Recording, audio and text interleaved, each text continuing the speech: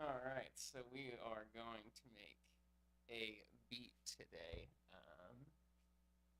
And with that, really, we're going to primarily be using my modular gear off to the side here. And you can't see it yet, but watch this. Bam! So, yeah, we are all set up here. So, I can start doing stuff with this. Right now, there's no audio coming through, but yeah, so let's get started.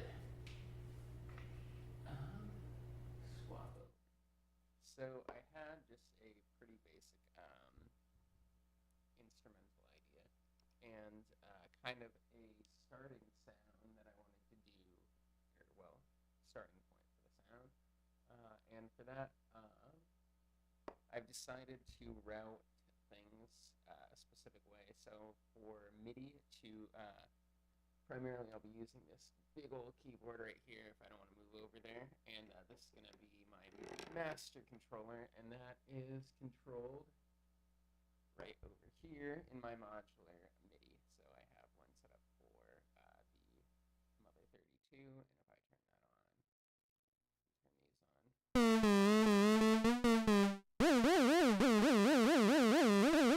that's the Mother 32 coming through.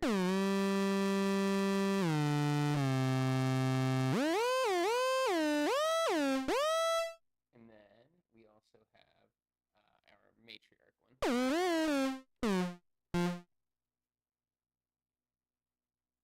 which it would also help if I changed the MIDI to the Matriarch's MIDI channel, so it won't play the Mother 32 again. But all right, yeah. So first things first, I've been sitting, kind of coming up with ideas, and I have right now just this little kind of starting loop point that sounds like.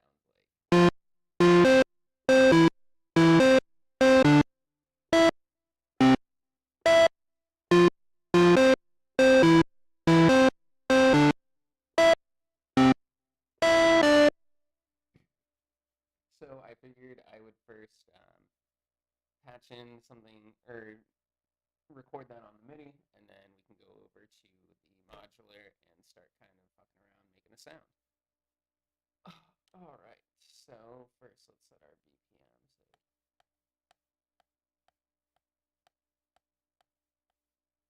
We'll say 124. All right, pause that real quick. Then set ourselves up to record.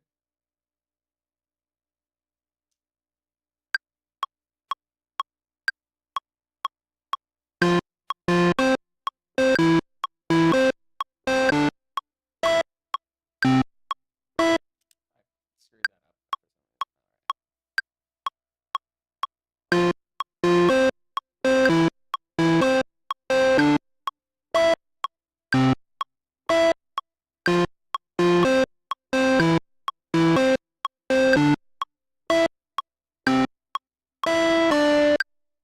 All right, and then let's just clean that up real quick. Zoom ourselves in. All right, chat, are we cooking? Yes, we are. Okay, and then we're just gonna come in here and kind of clean up the MIDI a little bit.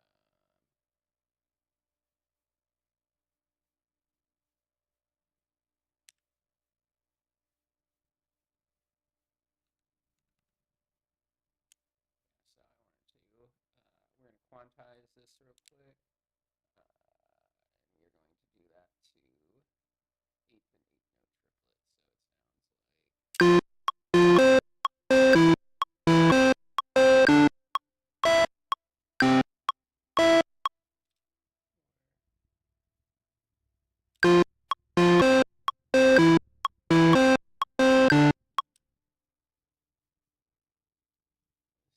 it sounds like. This needs to come back here.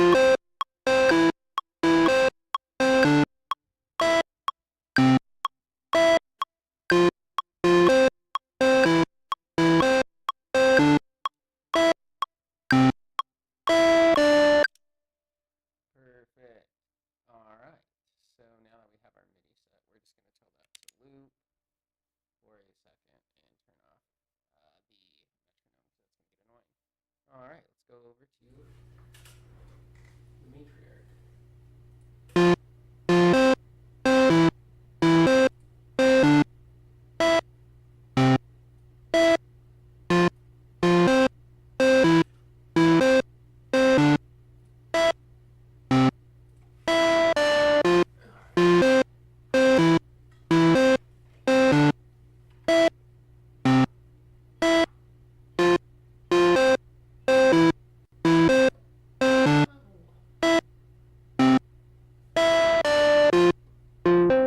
Alright, so what I want here is something kind of plucky.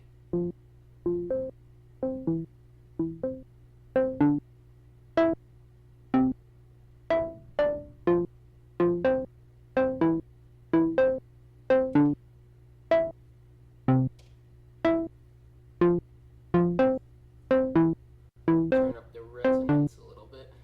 And the matriarch is super cool because if you have two resonance knobs, so if you're running a stereo low pass, you can kind of create these stereo differences, which I try to keep them around the same spot when it's a starting point. But typically when I actually record the audio in, I'll start kind of twisting it around and creating some stereo width.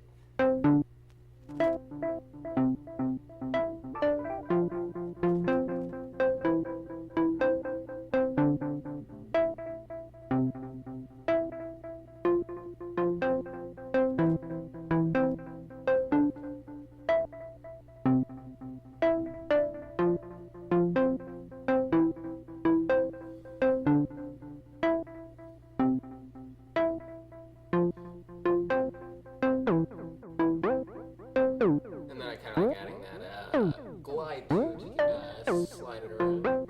Not too much though. Something I tried earlier that I thought was a really cool sound is if we take the output of the mixer here and then run it into this stage.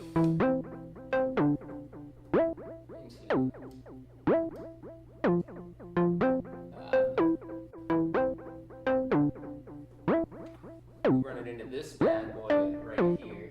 This is a Dreadbox Euphoria phaser, but buddy of mine painted it for me. I call it my face melting phaser. But we can take that output and then send it to a Moog, which normally I use stacked patch cables, but not doing that right now. So that we can take two copies of this and put it directly into the filter.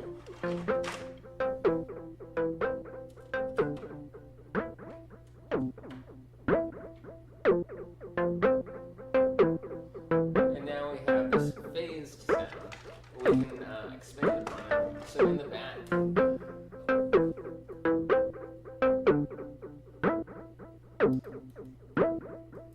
so on the back of the matriarch here, there are more patch points, and so right now I'm using the gate output, but I can't remember if it'll work with this setup because we're not actually pressing any notes. We'll find out, but we can use that too.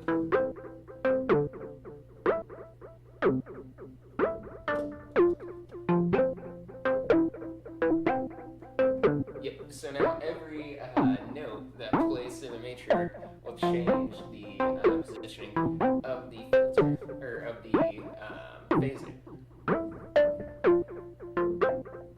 So already I think this is kind of a cool little ambient bit. So we're going to pause that for a second because it is getting a little repetitive. And then we're going to swap over our scene real quick to our front view here. And then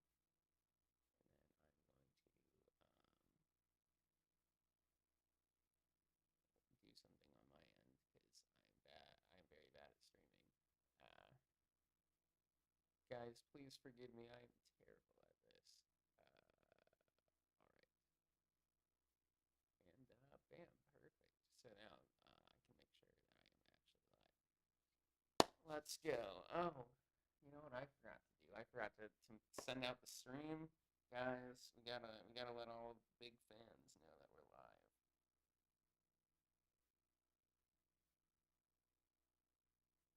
Tweet out the stream, guys.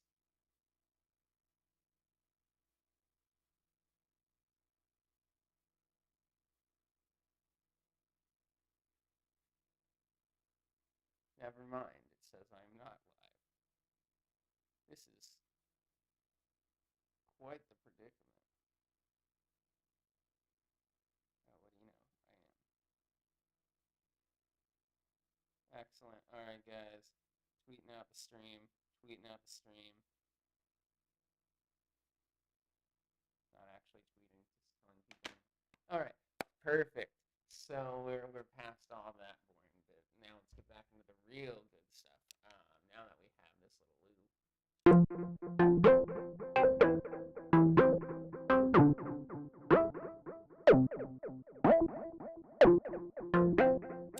I want to do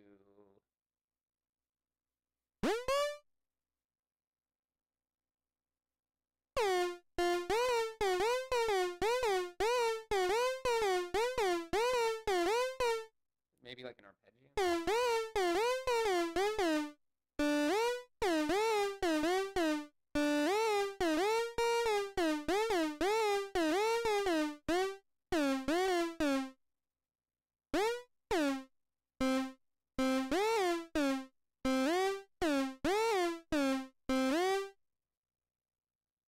Okay, so I'm thinking chord-wise it'll be F major.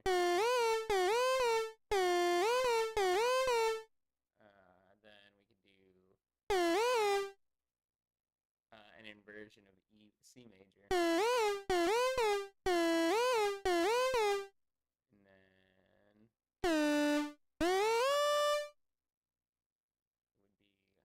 G minor.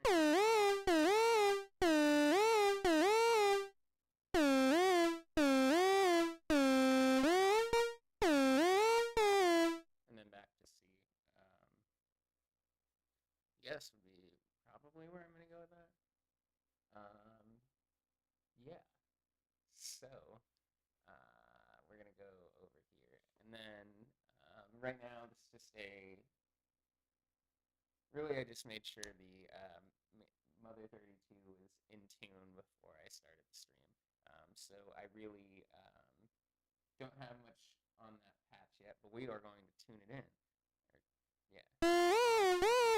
So let's kind of record our little arpeggio idea.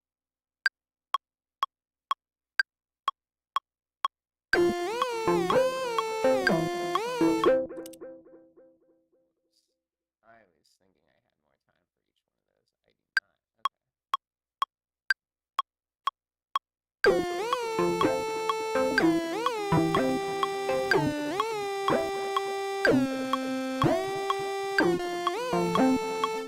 Okay, yeah, that was kind of a cool idea. Just gotta remember to do it again.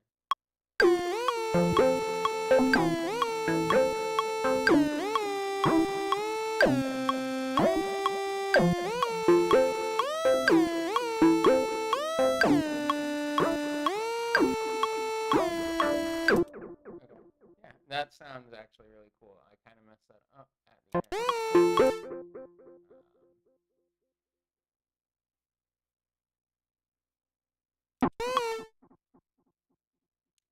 Not what I meant to do. I meant to just drag this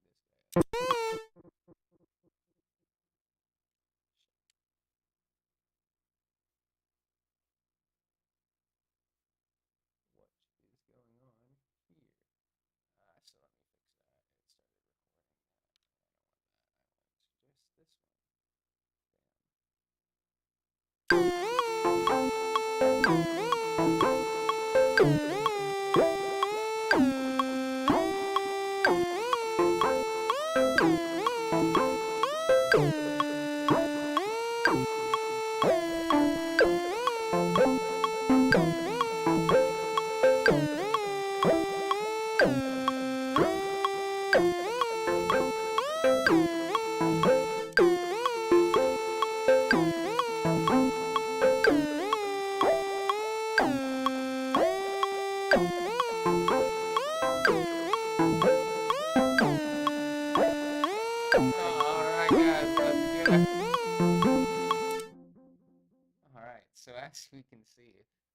my confidence has just been shaken by the realization that I am not invisible at this fine moment. All right, so we now definitely have the MIDI for that melody idea for the Mother 32.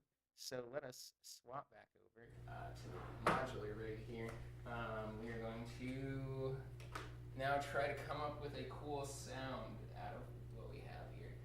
But I'm also going to turn off the metronome because that's incredibly annoying. All right.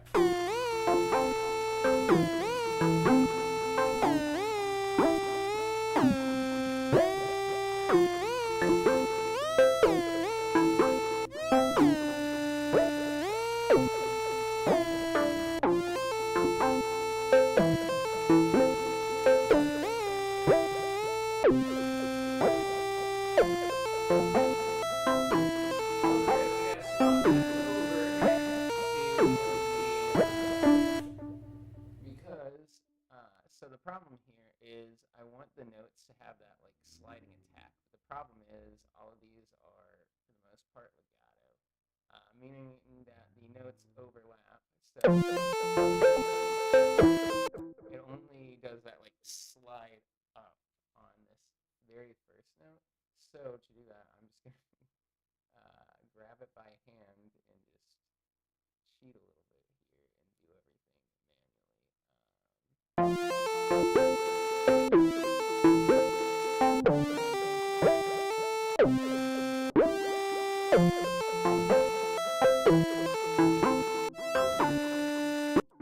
Okay, so maybe not. Maybe it'll be good for some stuff.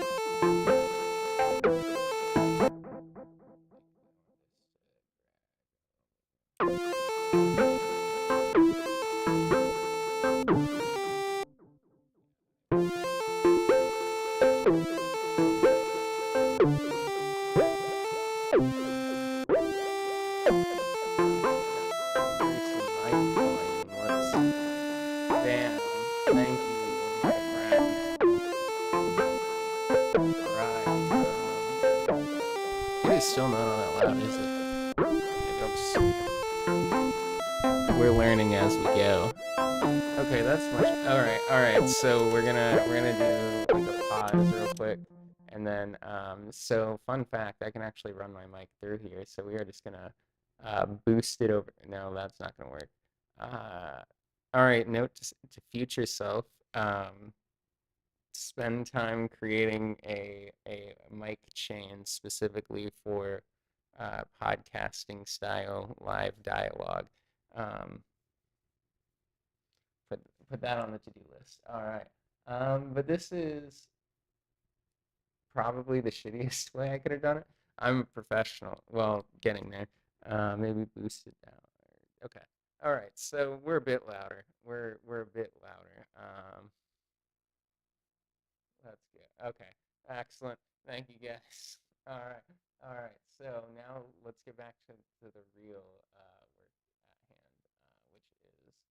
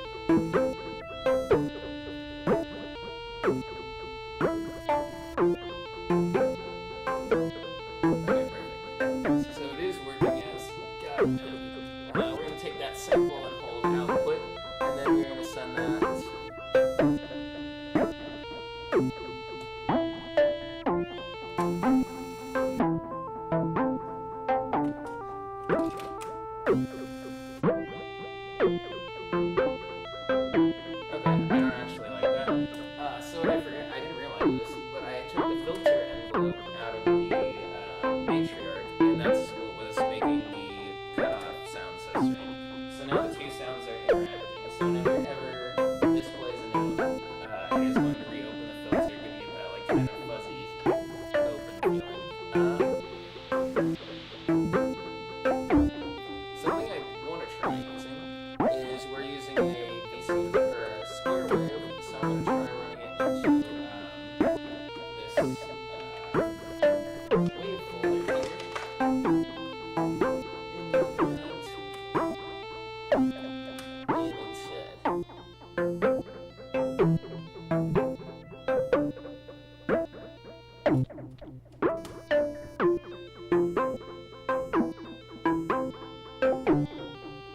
Okay, so instead I took the saw wave output, ran it into my wave folder here, and then ran that into the external audio output, and now I'm mixing between the two.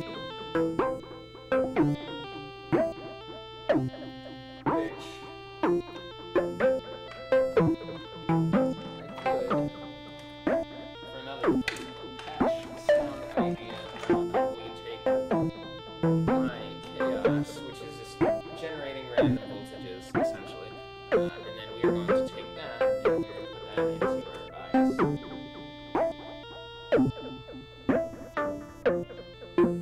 turn off the other audio.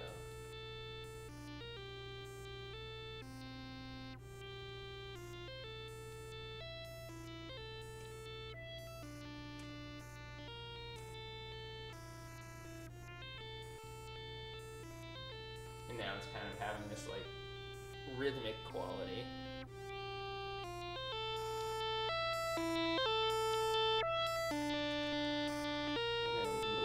Perfect.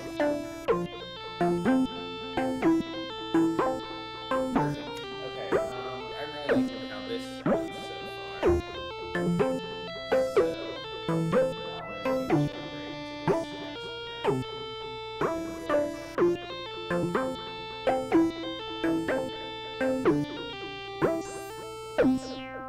far. So, we're going to keep jumping into this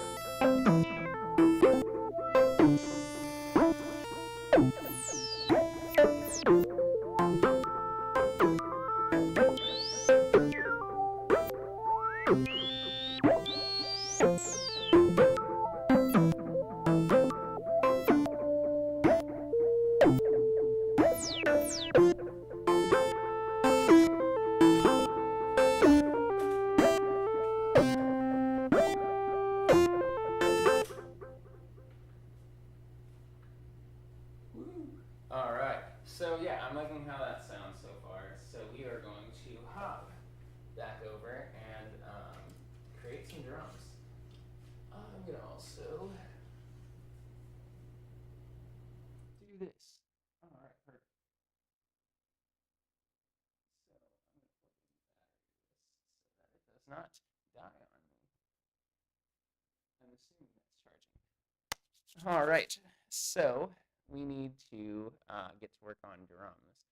And so I am probably one of the most obnoxious people in the world right now when it comes to talking to people that make music, because I like to smile and be like, yeah, I make my own drums from scratch every time.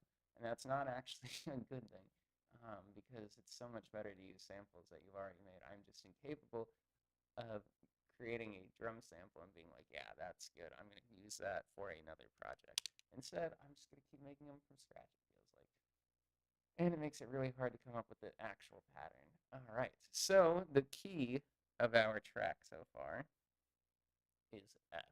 And so normally I'll start designing my kick drum on that note, or on the root note. So we're just going to go to F0 real quick. So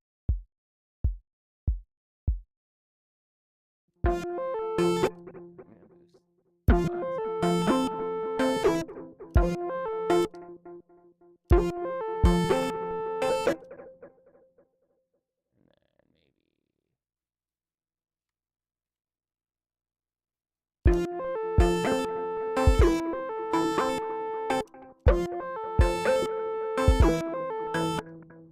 also you need to have your snare pattern going, because sometimes it's easier to do this if you can hear the snare. And so for the snare, usually I will land by putting my mic in a better spot for what I'm doing. I need a different mic stand too, because, okay, you're going back over here. All right, note to self as well.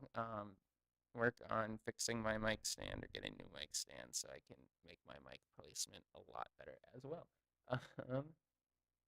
Next, I need to do my snares. So I wanted one right there.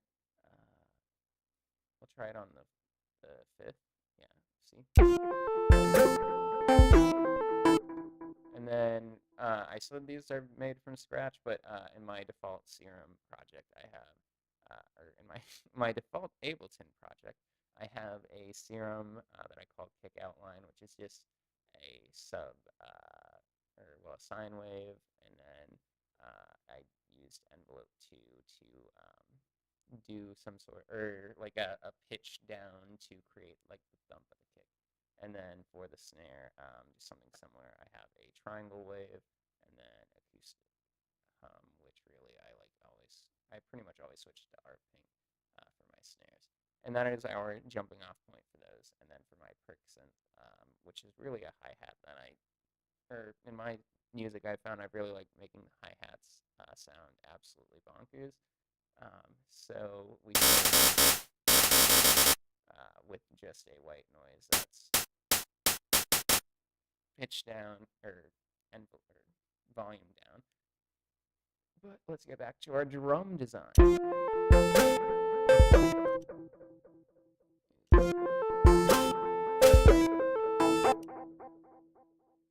if I zoom in and then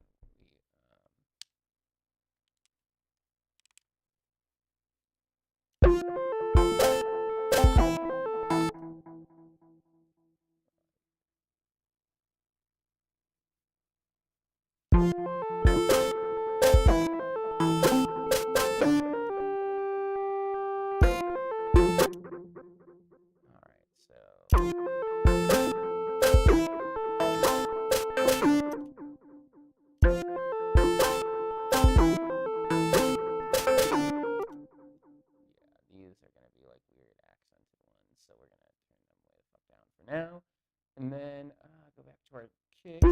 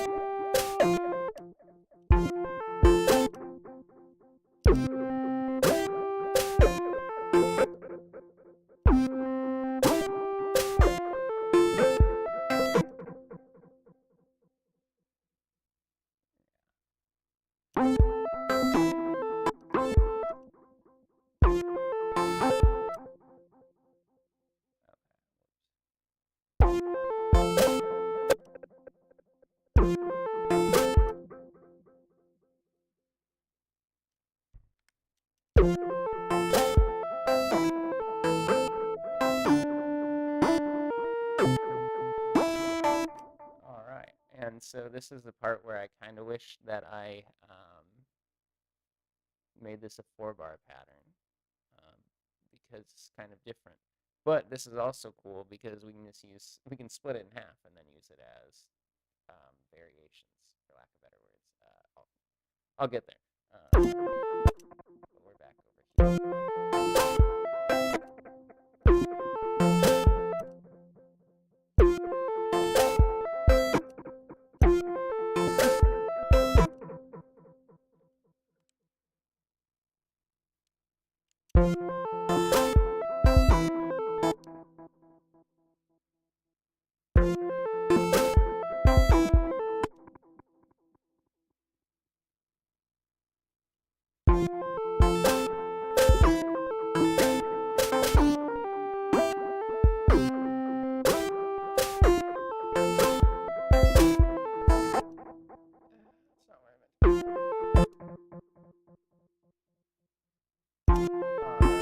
this house do you not adhere to normal drum and bass standards? I shouldn't have paused it.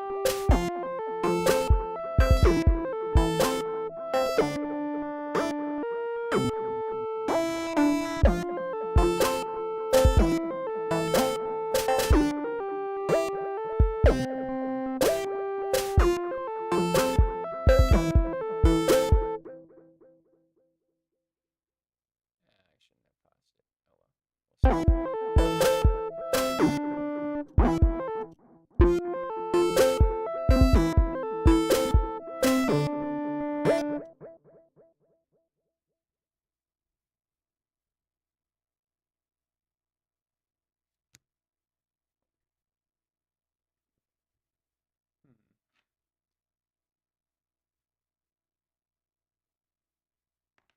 All right.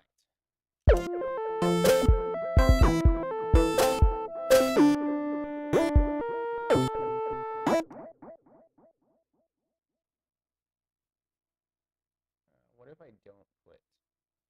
So I was thinking I could put a snare right here, but what if I didn't, right? And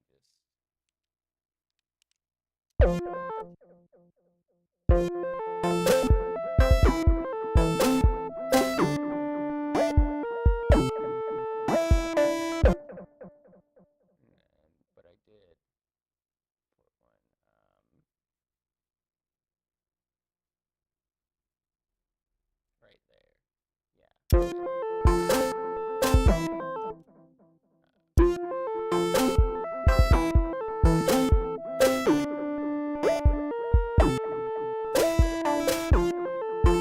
Bam. Okay. Chef's kiss. Beautiful. This is what we're rocking with here. And yeah, I do think I will split that in half. We're just gonna Control E, and then send these into the shadow realm for now. And then we're gonna duplicate this, and then we're gonna Control J. Bam. We're gonna Control J, and we are going to duplicate these. And I don't know why I'm making. Really, I don't have to do this part. I'm just doing it. We're gonna call this kick 1. This one, kick 2. Then we are gonna rename snare 1 and snare 2. So the question is, do I do drum sound design next, or do I throw down a bass line to add to this loop? Part of me really wants to do the drums, at least enough to make them sit okay on the track. A lot of times I will struggle if I start doing drum design, just lay out the sequence that I want, and then think, or like start on something like the bass where it's very deep and heavy. The problem then arises is that the kick is just so thin, so small, doesn't necessarily fit the track yet, that I have the issue of not even hearing it while I'm recording. So we're going to do some drum sound design first.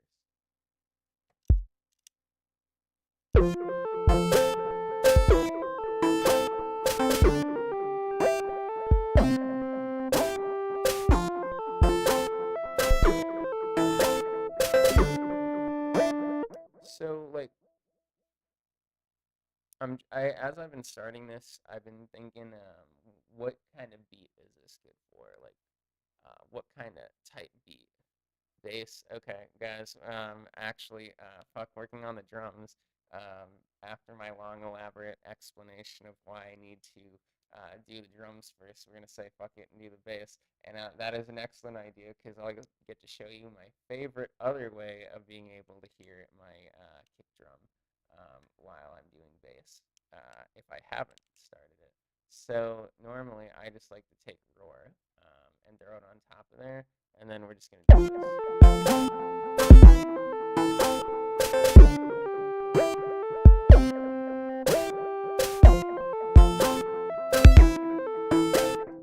Okay, so now you can in fact hear the kick no matter what.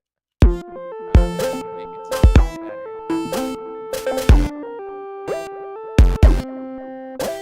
You know, that actually may go into the drum sound design. I love the like JoJo Part 4 like hand void out of the world kind of sound. Like, let me just use the hando real quick. Well, fuck me.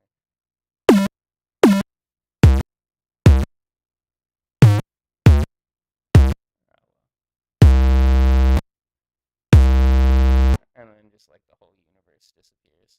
Okay. So we have the kick outline, or well, we have the kick kicking, quite literally. So let's start on our bass, shall we? This is gonna be a fun one because I have zero ideas for a bass line. All I know is I need to kick down my octave a few. All right, so we're just. Okay, that is a little too much on the kick drum because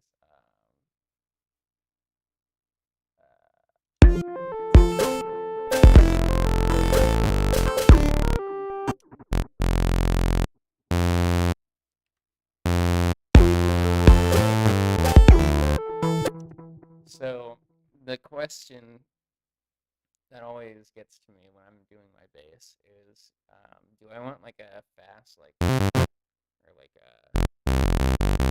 or like something like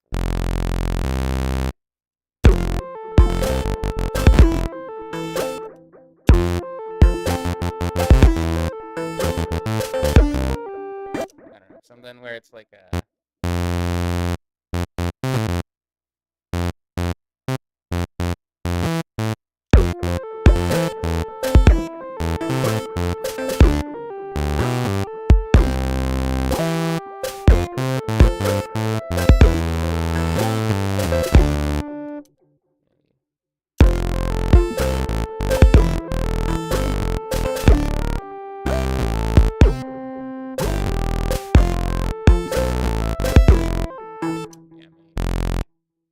first, I should probably kind of come up with a sound too, because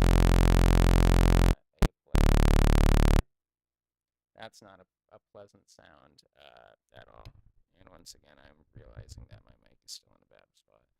Okay, what if I do this, where it's like directly, and then I just have to like be far from, there we go. And then I just stretch my arms out all the way to play the keyboard like this.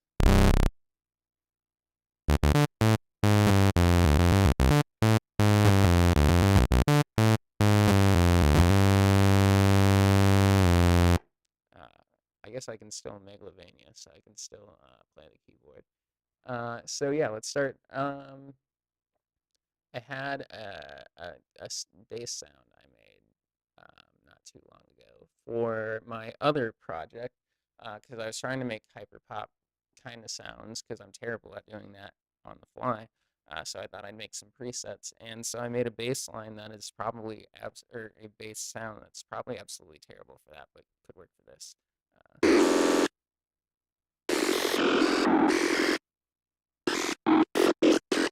That's not what it's supposed to sound like. Well, maybe this is the wrong one. I used.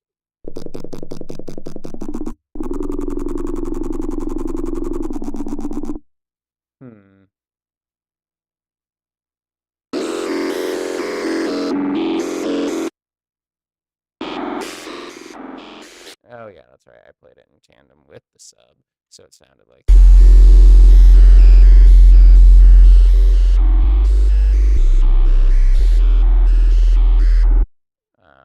Maybe that'll fit. Let's find out.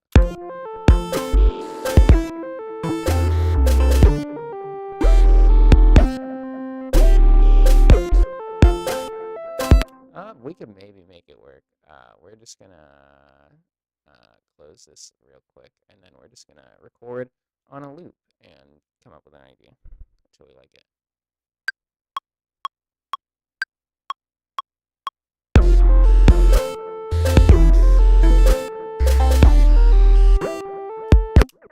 we're not even gonna record. We're just gonna let it loop.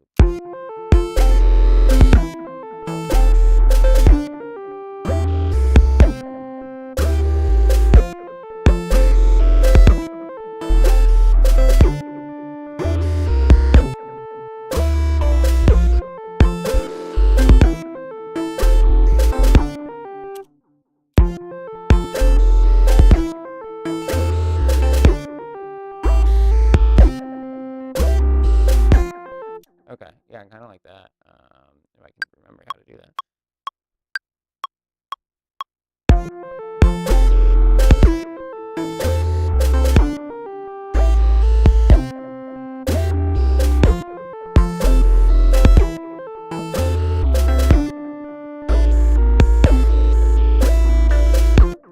Bam, that's a cool idea. I like that a lot. And now we are going to quantize the bass because I do not like how my bass sounds when it is not perfect.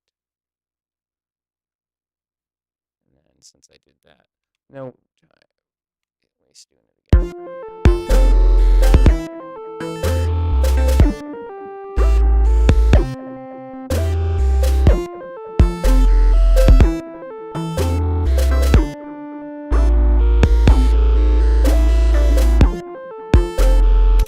All right, so now there's a bass. So now I can go back to my drums, but I just realized that I can't start the drum sound design yet because I also need to do adding hi-hats. But first, I need to run to the restroom, so we are gonna take a quick pause.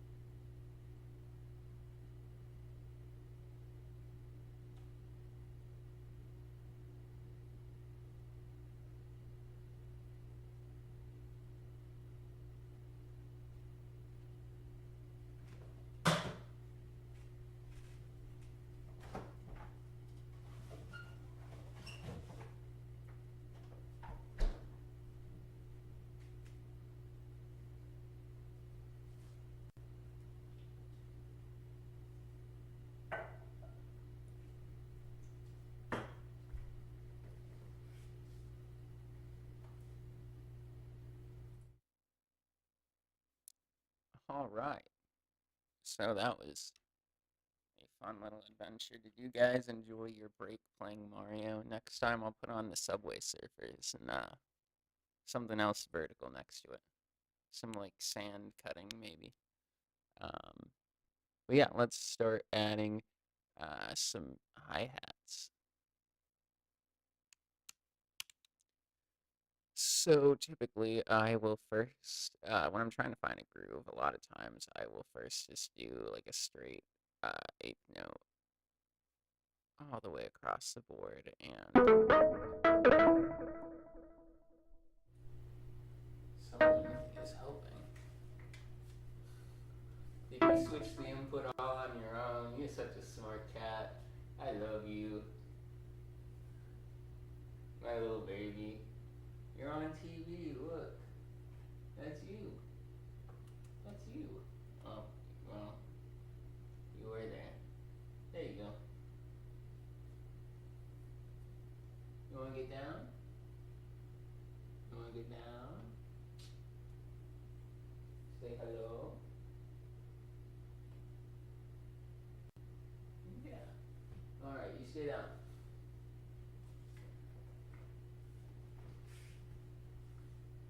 Alright. So that was little Moog as she climbs back on my keyboard. Give us a performance.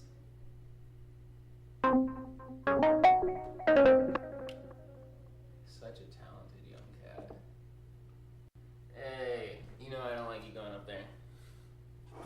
That's the one spot in the house you can't go. You got all these shelves to climb on, all these toys. You just can't go up there, okay? Stay down.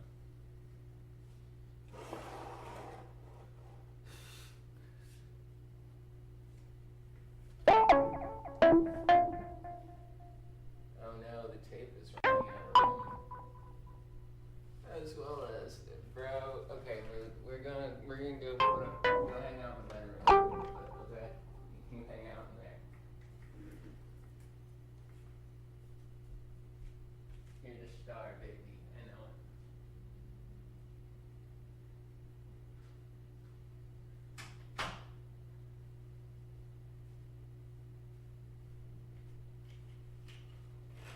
All right.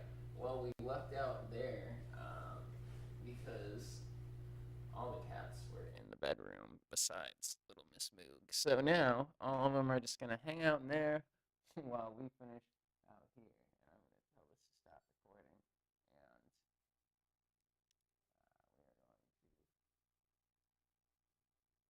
reverse the tape.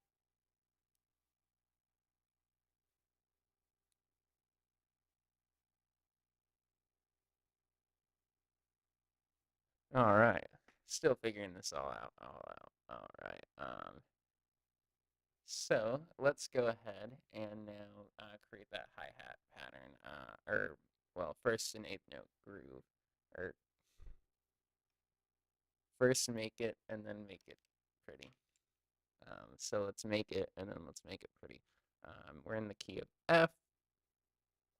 I want to normally I like to make it wacky and use the 7th for our hi-hats. So first it's going to look like this.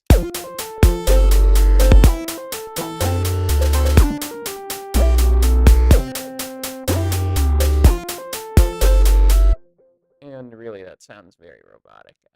So I'm actually going to delete all of these real quick. No, I'm not. I'm just going to randomize them.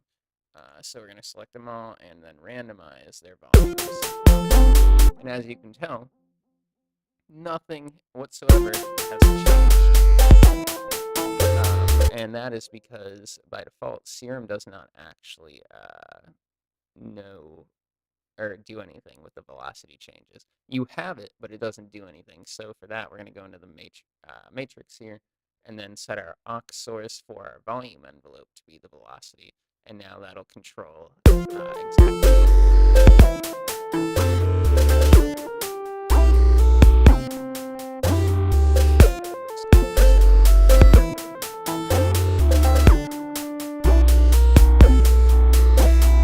And then we'll start coming up with a groove and work on the hi-hat sounds more here in a minute.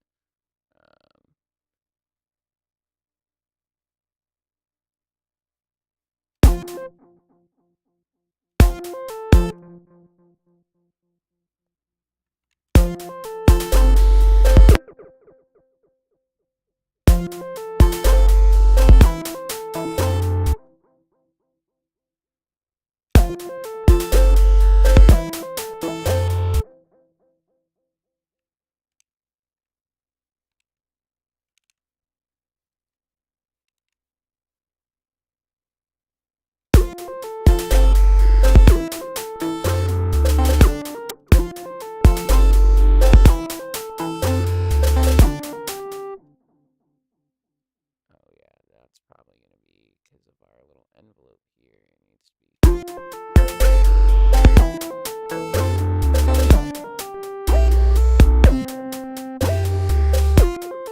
Okay, so maybe triplets just aren't my rhythm for the day. So we're not going to use triplets.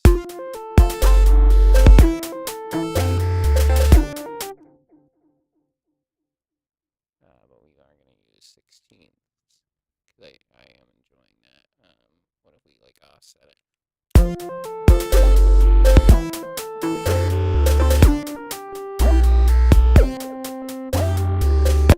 Yeah, I kind of like that as just like that pattern.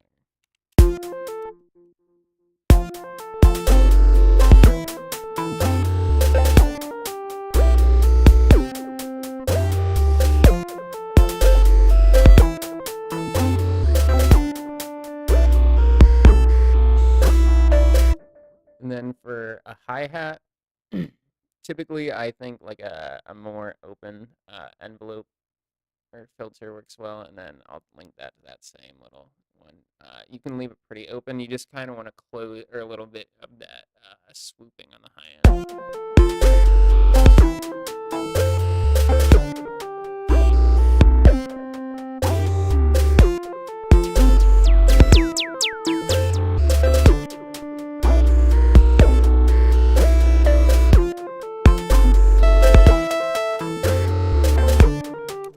And then sometimes I do like adding weird aspects of like tonality.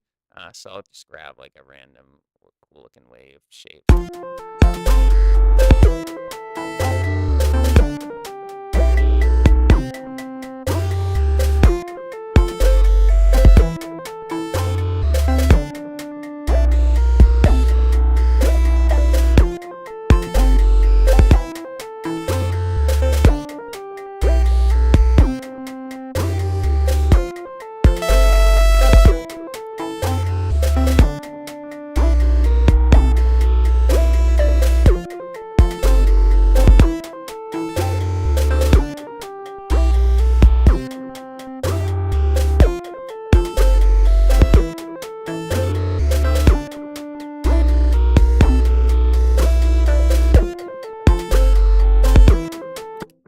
So what I did for the hi-hat here is I do like adding some sort of tonal element to it. But my thought process when I do that is I want to make it as atonal sounding as possible. So yeah, just the hi-hat here. And then if I like mute out the tonal elements,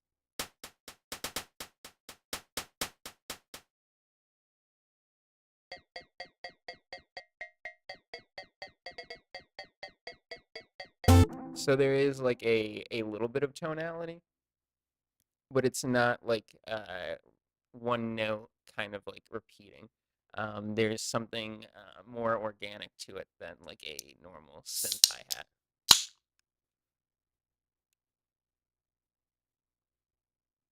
Lemon flavored carbonated water this time around.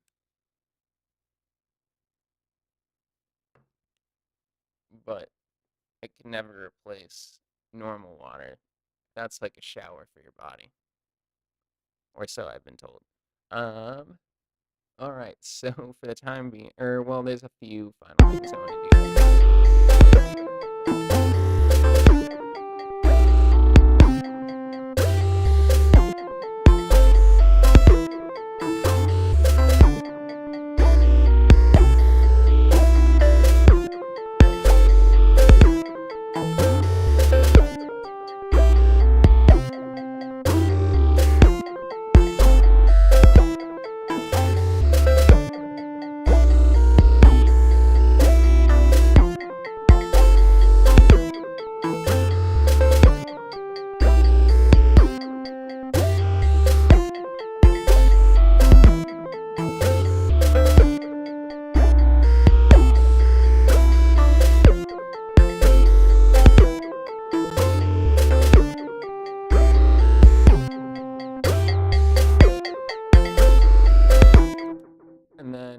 also found that when I use OTT in like actual Serum 2, I like to do, or well, the compressor. When it's in multiband, is I'll just crank the gain and then just really or like mix it in maybe 10%. And in that, you'll get a lot of the subtleties that the multiband compression is bringing out without everything feeling like super, super flat.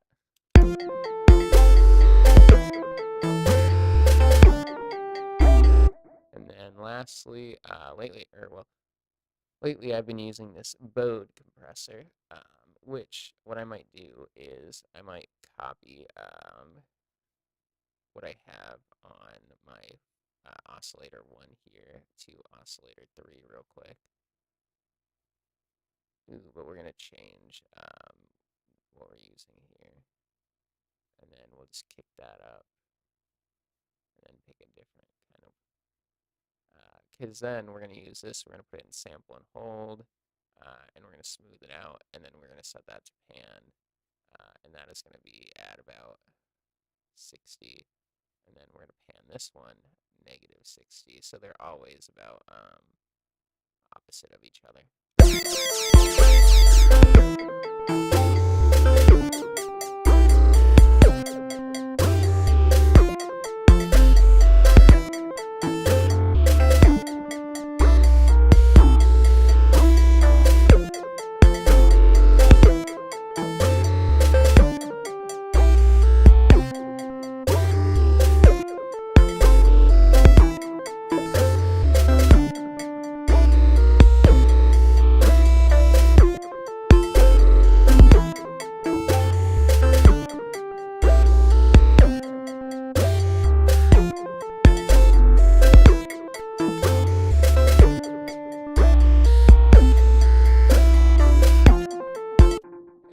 Also, I've been using Bode frequency shifters a lot in the drum sound design. I found if you barely shift up or down the frequency while then messing with the mix, you start getting these weird phase cancellations that makes part of it kind of, for lack of better words, to me sound drippy. And so, yeah, you kind of...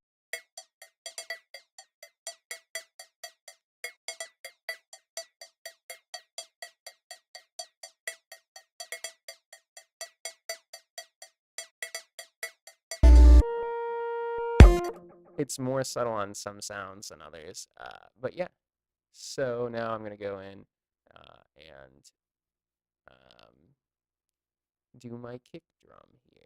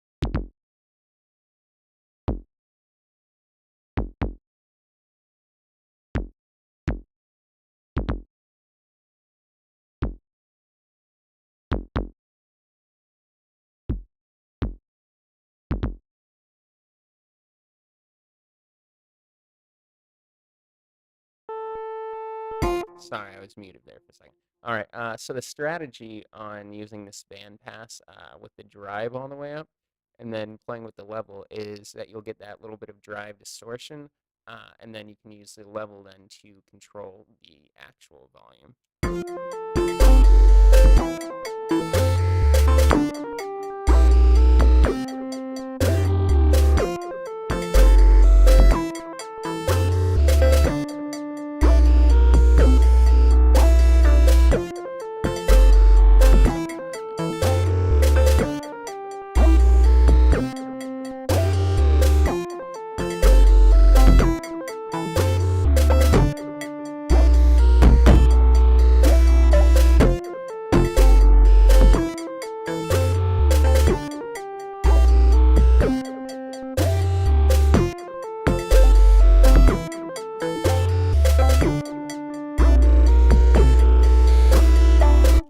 All right, and finally, onto the snare. So the most important aspect of a snare is that really snappy beginning. And then, so yeah, let's work on that. Sorry, what I was trying to say is a good snare has a really big, like, snappy transient, and then it, like, sweeps down. So we don't want it to be, like, too...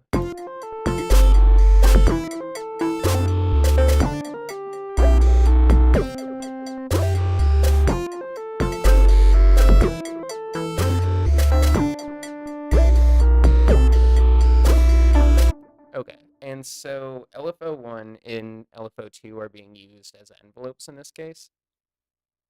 My thinking is LFO1 is my tonal amp envelope, while LFO2 is my noise amp envelope. So a snare has like that noisy, rattly kind of sound, and that's what you're going to get from your noise.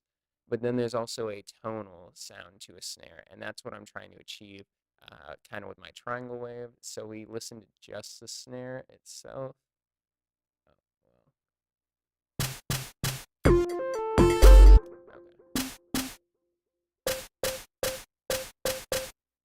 The way we have it is the tonal part comes in and then like decay or like fades out right here. And then my thing, or what I'm thinking in my head, and what I can, it translated well into the sound is like when you hit a snare, you have that initial impact, but then like everything kind of rattles back. So that's where I kind of like peak down, and then it comes with a quick like rise back up, and then a decay outwards. On the like noise for the snare, it kind of does a similar thing, but it doesn't come in with that initial impact. The initial impact is what rattles or causes the snare to rattle, giving you that noise. So that's why this has a little bit more of an attack. And then this also stays a little bit louder and lasts a little bit. Well, they're both set to eighth notes, which I might kick up to quarter note maybe. We'll see how that sounds.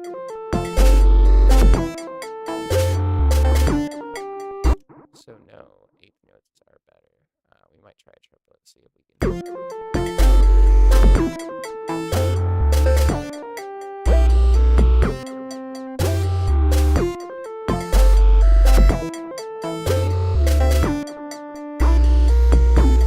And then I will also use these two to basically shape the entire behavior of the snare. Something I do like to do is I will modulate some of the curves with a note on random, and that kind of gives us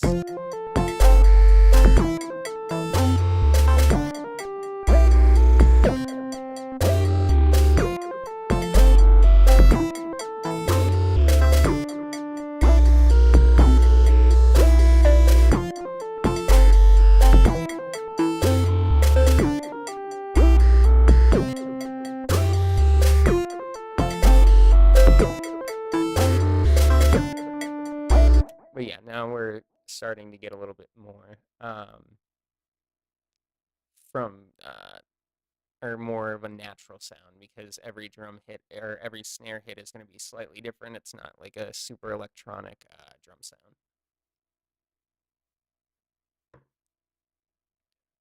And then we have this one off. I will probably try some unison. What I found is if you set your random to 0 and then mess with the detune, you're going to start having some phase cancellation, and it messes with, to me, or in my opinion, kind of changes the overall tonality. And I think that's really, really useful for making your drums have a tonal quality without being too like, oh, this is that, or like a consistent one note kind of melody, for lack of better words, throughout your track. It should be more rhythmic, but sometimes the tonal quality is nice.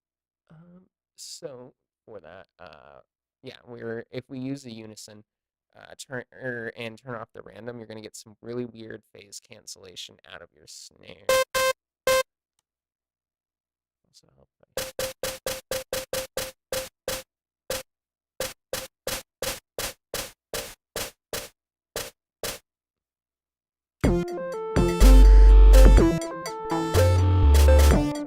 and then that also kind of adds a weird width to it too.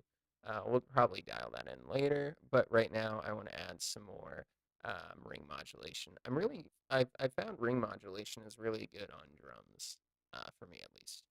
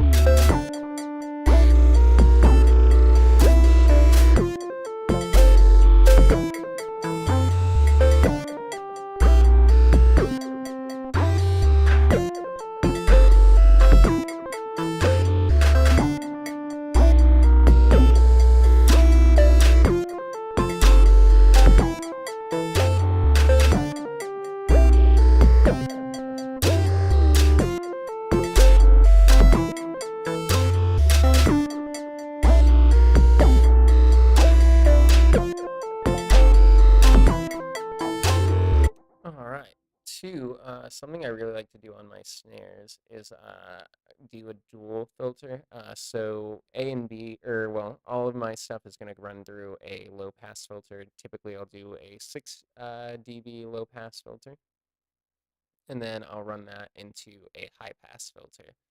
The high pass filter is probably one of the best or important parts of my snare sound because you're going to want that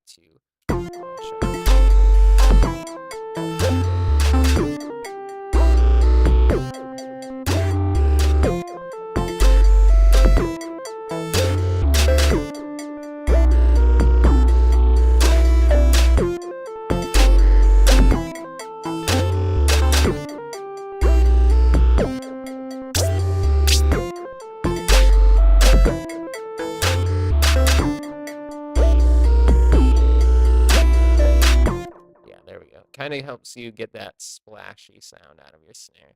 And then normally I kind of have the cutoff of both of them right around the same spot, but they're going in different directions and then coming together.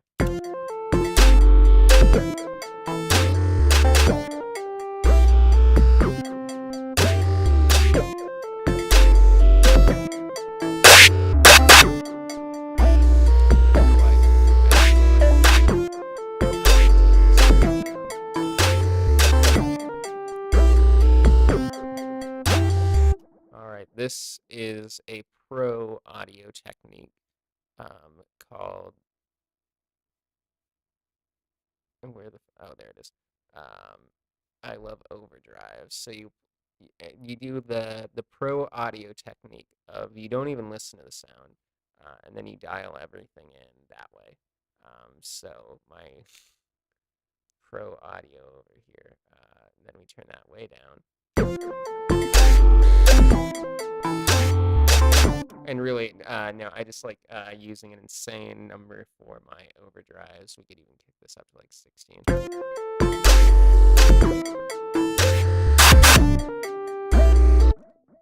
But what I like is I'll stack a few overdrives, kick the drive up, and then do a pre-filter, and then remove a lot of the low end, so it's just that like top end of the snare. And you could even like add some.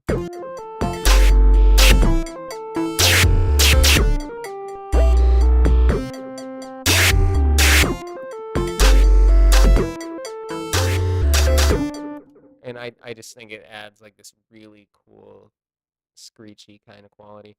And then I will also add in some frequency shifters.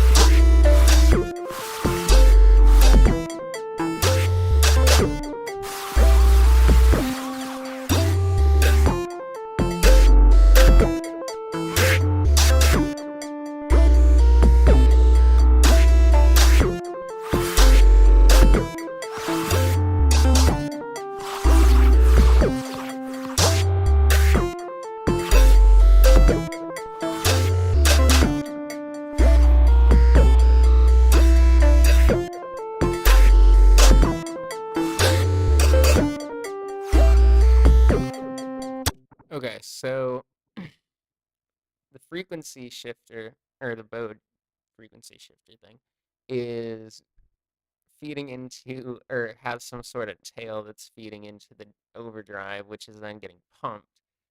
So what we're going to do to solve that is we're just going to turn the drive pretty damn low, and then we'll use one of our envelopes to shape it.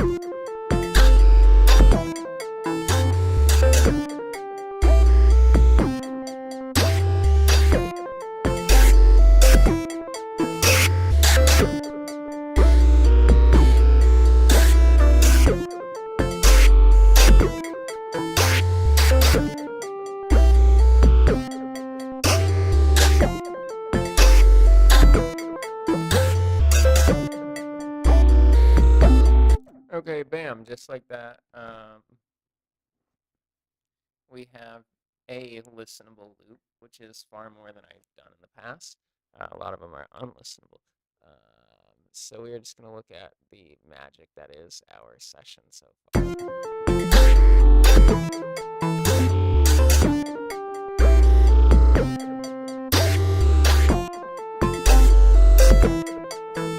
All right, for my second bass, or for my second drums, I want to do a 808 bass.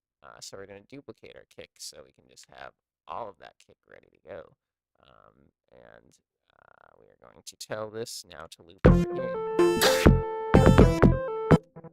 And now for this.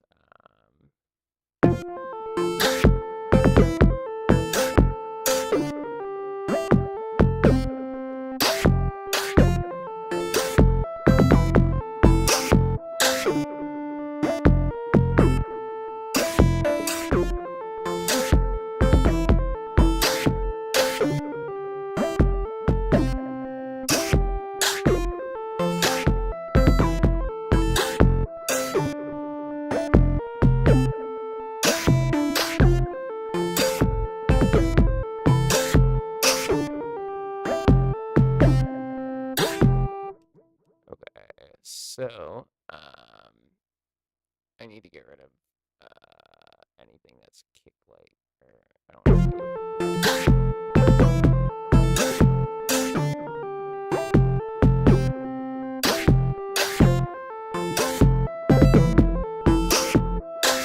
Oh no, this one's gonna be a fun one. So we're gonna remove all the modulators. I call this my frog 808. I've made this once or twice. So we're just going to slap that onto the cutoff for this and then smooth it out. So it's...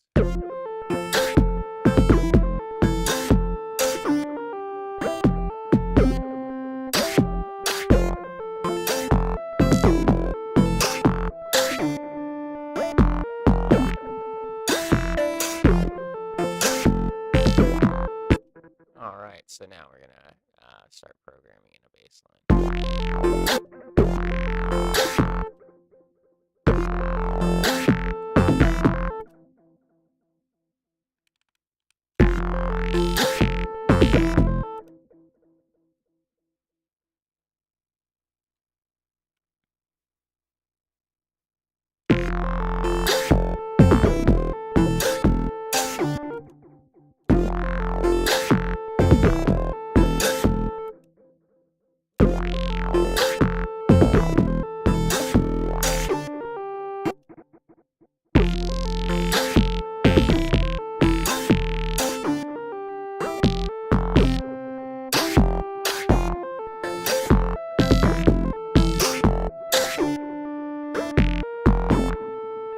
All right, I lost track of what I was doing, so I'm going to name this frog 808 so I don't forget. And we're going to color him green like a frog. So never do I mess with the colors. But now we have frog 808, and he's going to get a matching green color. I hope that's... Is that the same green? I hope so. Oh, fuck. All right, so...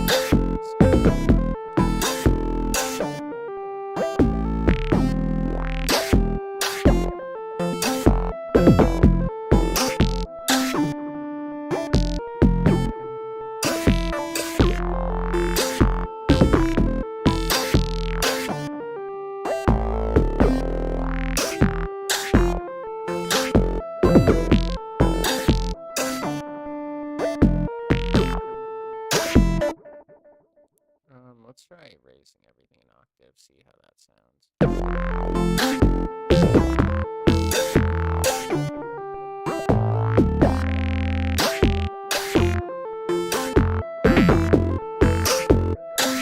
Yeah, because I'm probably still gonna wanna...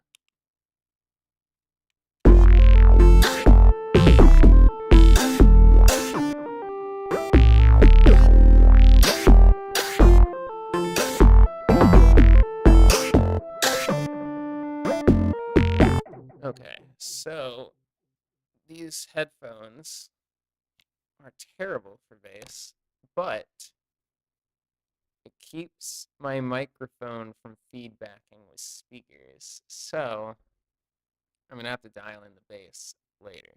But I do like to speak so far. So I just can't dial in that heavy.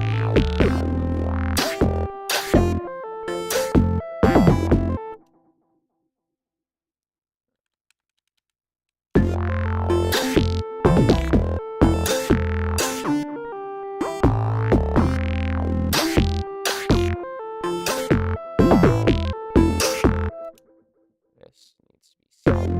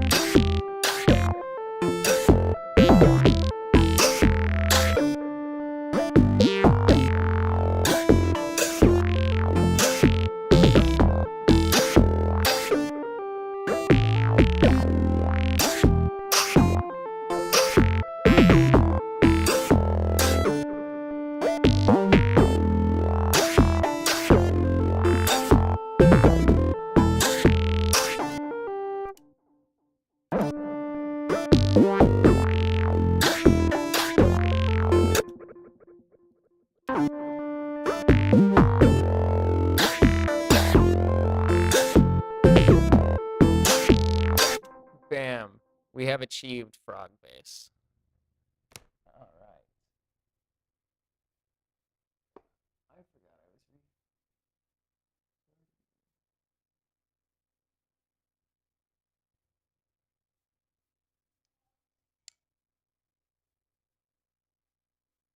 We are just gonna fast forward through some footage that I would like to make sure does not get deleted.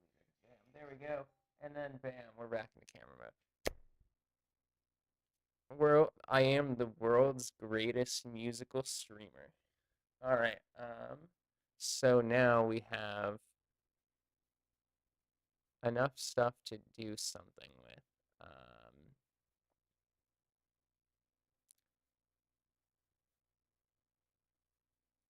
Yeah.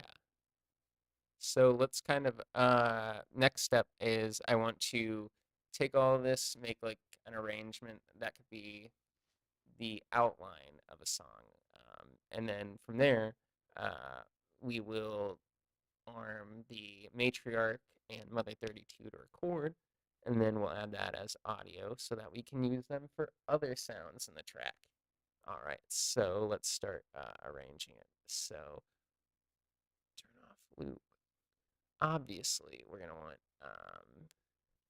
no drums in the very beginning or bass, so we're just gonna move these guys on over. They can be over here. And then the question is, what does a song start with? Obviously, this is not just going to be the intro, whatever sound is here, but what are we feeling?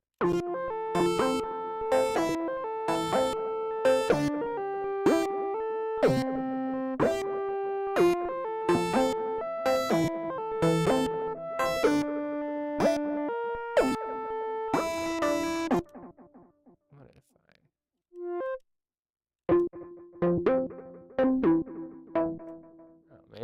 maybe I was cooking in the wrong direction.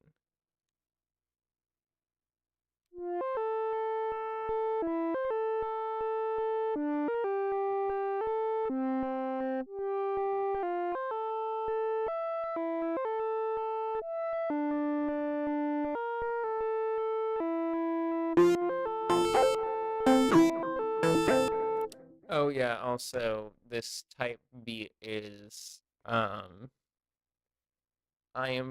I have written an essay and I'm gonna read it to you, and I need background music type beat. Tune in for the stream where we write the essay that goes to this music. So yeah, it doesn't really need anything too crazy, or it doesn't need to be too crazy. It needs to be a song that is enough going on in the background that people can do their stuff to it. So that is exactly what we're gonna do. We're just gonna grab this here, and bam, it's like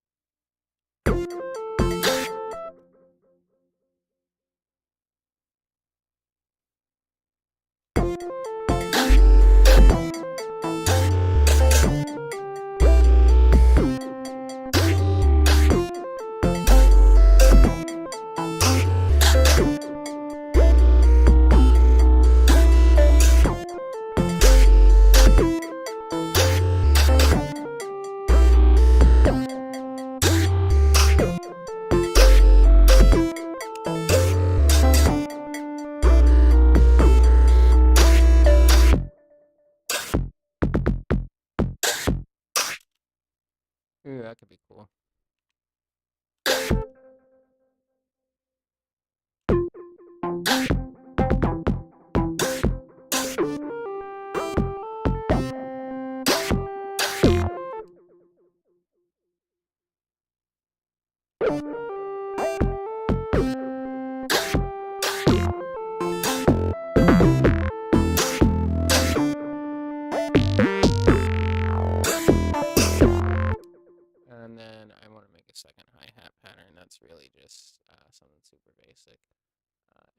that, we are going to go over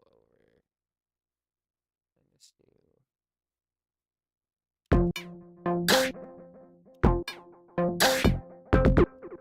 Yeah, just do that. Damn, isn't music making hard?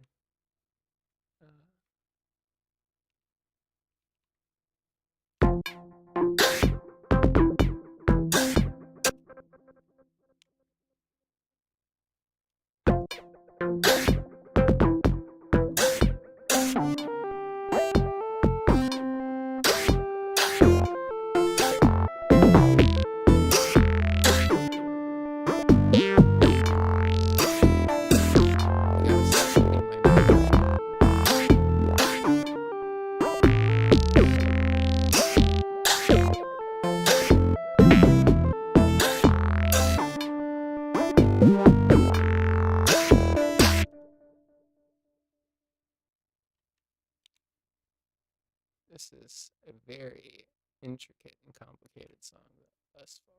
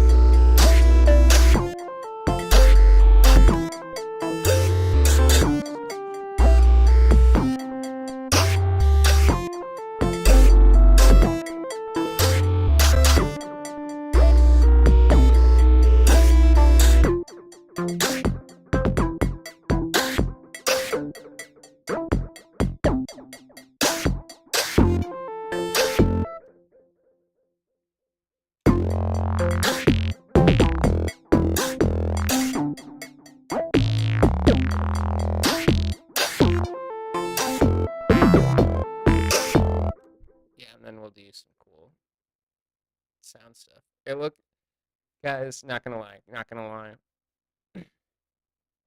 This seems pretty mid what I'm doing. Kind of boring, kind of lazy. Like, damn, you're just fucking moving blocks around. But these are the building blocks of something great. You gotta hear it in your head. Okay, if you don't hear it in your head, where do you hear it? In your soul. Maybe. All right, so now here's the fun part where I'm gonna wing it, and we are gonna live record the Mother 32 and the Matriarch based off of what's down there. So let us swap to our beautiful analog input and wake it up.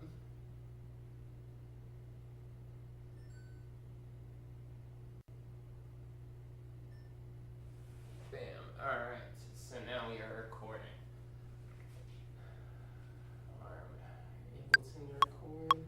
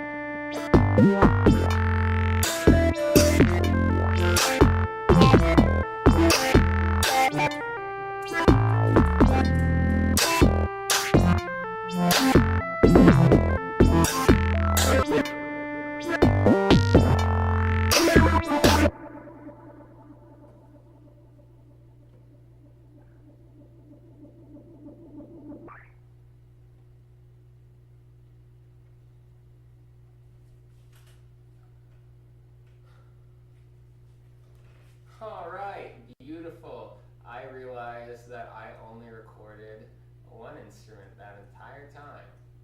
Fuck. It's good to be a jackass. All right, so that recorded. Perfect. So I have one of them in. All right, time to do the other one. We're gonna listen to this song another time, from start to finish. Let's go.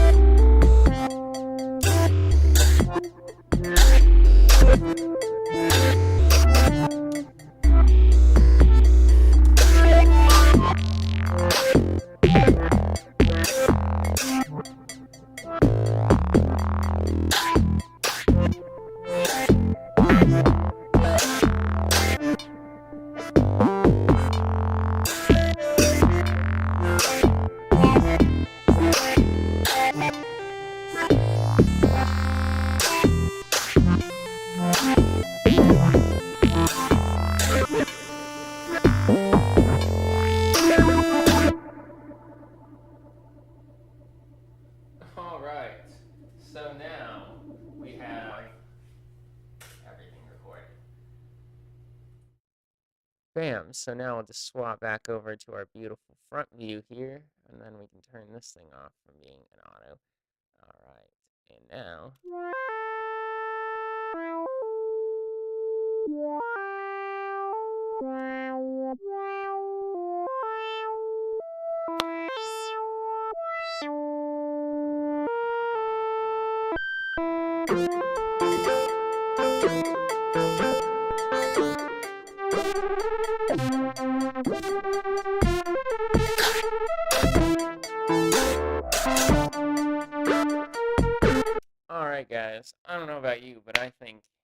that this is a perfect um, jumping off point to a track. Even though I've been at this for an hour and 40 minutes, this is nowhere near a finished track. So we are going to do the next important step of any Ableton project. So we have actually just gotten started. So step one is to make the entire backbone of a beat.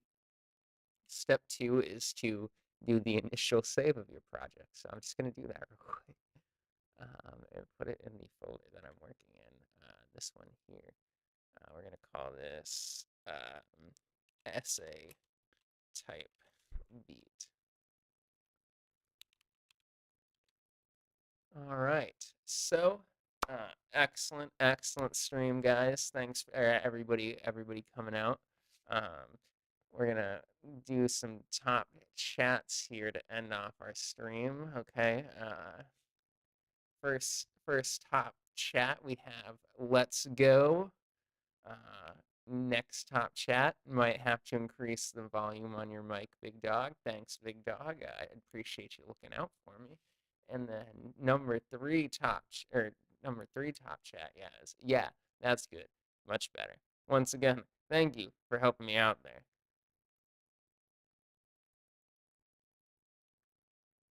Have I been frozen this? How long has this been frozen? Oh, okay. It's just frozen on my screen here. I thought for a second that I had been frozen for a while, and that was going to be upsetting. All right. But yeah, thank you everybody for coming out. Stream again on Thursday, where we will either continue making this instrumental or we'll have fun making something visual to go along with said instrumental. It all depends on where we're at. All right, guys.